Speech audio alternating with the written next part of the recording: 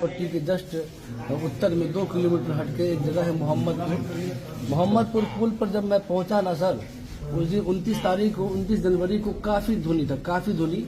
लोग खाने घर के लोग मना भी किए थे। रात ही का मैं खाना खाया हुआ था, सुबह मैं चाय भी नहीं पिया हुआ था, क्योंकि हमें चूँकि और 15 दिन से हमारी तबीयत खराब थी, करीब 15 दिन से बुखार और सर्दी की हालत थी हमारे चूँकि ससुराली में पूरे और फैमिली थे बुखार वगैरह के चक्कर में।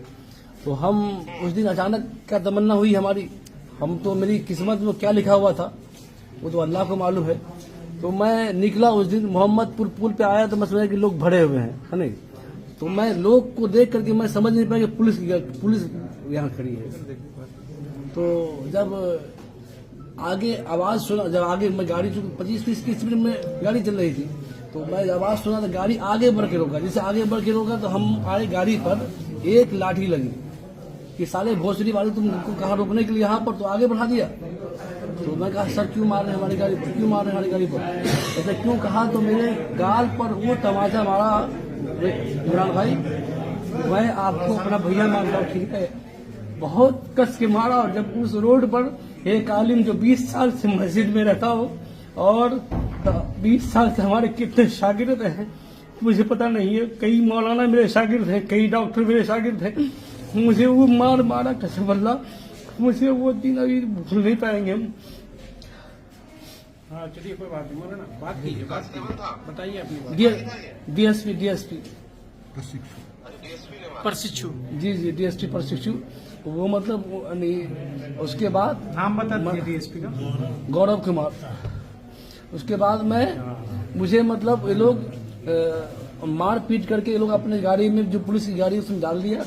मैं नंबर मांगा कि मुझे अपने मेरा मोबाइल जब्त कर लिए, गाड़ी जो थी गाड़ी भी जब्त कर लिया। मैं हेलमेट में था, जूता में था, चश्मा में था, मेरे पास एम परिवहन ऐप जो होता है उसमें तमाम पेपर ऐड थे, क्योंकि अक्सर चेकिंग में वही दिखाया जाता है। तो हम सब ऐड किए हुए थे। मैं नंबर मांगा कि कम से कम घर पे किसी को खबर मिल जाएगी तो लोग आ जाएंगे और हम चले जाएंगे, गाड़ी जब्त हो जाएगी। लेकिन हमने न बात कराया न कुछ कराया। लास्ट में थाने पर मुझे लाया गया और लाने के बाद एक रूम के अंदर बंद किया गया, और रूम के अंदर बंद करके डीएसपी साहब जब आए फिर तो वो ऐसे लात चला के मेरे पैर पर मारे, उसके बाद मेरे पेट पर जहां तहां मारा, बाल पकड़ के और दाढ़ी पकड़ के घसीटते हुए एक नुक्कड़ में ले गए, और उसके बाद वो कुटाई किया हमारी, जैसे एक बकरी। जी हमको कुछ हम किस मतलब के आदमी है तो मेरे चेहरे से आपको मालूम होगा। एफआईआर वगैरह कराई आप लोगों ने या नहीं? शायद की पटिशन एफआईआर कोर्ट में हुई है परसों। हाँ परसों हुई है। आप बताओ ना फिर क्या हुआ, बताओ पूरा। जी उसके बाद हमको मार, जितना मारना हुआ लात से, जूते से, थप्पड़ से मारा, खूब दबा के मारा। और मारने के बाद अपने हवलदार को बुलाया, और हवलदार को बुला करके दोनों हाथ पकड़वा करके वो लाठी की मार मेरे चुत्तर पर, अरे और मेरे पीठ पर जहां तहां चलाना शुरू कर दिया। कहा कि भोसड़ी वाले को अगर बोले मुल्ला तो इसकी गांड खोल के इसके गांड में डंडा कर दो, नहीं, और एक कतरा इसको बोलने मत दो। बहुत लफ्ज का प्रयोग किया इसकी, और हम पूरे सर पैर मैं पकड़ रहा था कि मुझे माफ कर दीजिए, मुझे माफ कर दीजिए। कहा कि पैर पकड़ रहे हो, तुम चोर उचक्का हो, तुम क्या करते हो? मैं कहा मैं मस्जिद में रहता हूँ, मैं चोर उचक्का नहीं हूँ, मैं मस्जिद में रहता हूँ, मैं 20 साल से मस्जिद में रहता हूँ। कहा कि मस्जिद में तुम मौलवी हो, तुमको तुम्हारी मौलवीगिरी निकाल देंगे, तुमको अल्लाह भी आज नहीं बचाएगा। तो अल्लाह दुआ मांगते हो, अल्लाह तुमको अल्लाह भी नहीं बचाएगा, तुमको तुम्हारे माँ के सामने मारेंगे। मैंने कहा मेरी माँ बॉम्बे गई हुई है, तुमको तुम्हारे बाप के सामने। मैं कहा था कि मेरा बाप कुछ दिन पहले इंतकाल कर गए हैं, और तुम्हारे समाज के लोगों को बुला के तुमको बहुत टॉर्चर करने के बाद जो लफ्ज का नहीं प्रयोग करने का है, तमाम लफ्ज का प्रयोग किया हुआ, इस्तेमाल हुआ।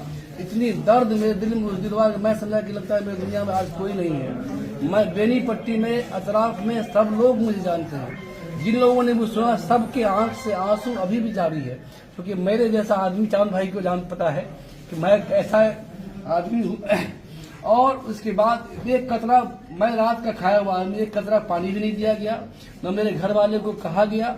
मैं छिपा करके एक कागज रखा हुआ था मेरे जेब में, पेन था, जमीन पर से एक कागज उठाया, एक कैदी उसमें था, उसे भी मैं एक नंबर लिख के दिया कि अगर जाएंगे आप मधुबनी तो रास्ते में किसी को नंबर दे दीजिएगा।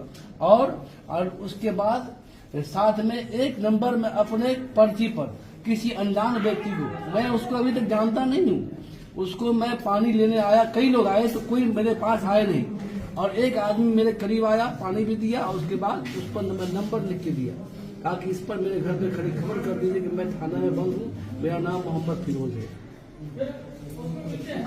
उसके बाद जी उसके बाद हमारे शफीक भाई, हमारे बहनोई हैं, उन्होंने कितनी मन्नत समाजित के बाद, बहुत दिक्कत के बाद 25,000 रुपया रिश्वत लेने के बाद तब मुझे रात के 9 बजे करीब PR बॉन्ड बना करके एक वीडियो बनवाया, क्योंकि उस वीडियो के लिए आज भी मुझे याद है कि 5 से 7 मिनट मुझसे रटवाया गया कि तुम्हें क्या बोलना है।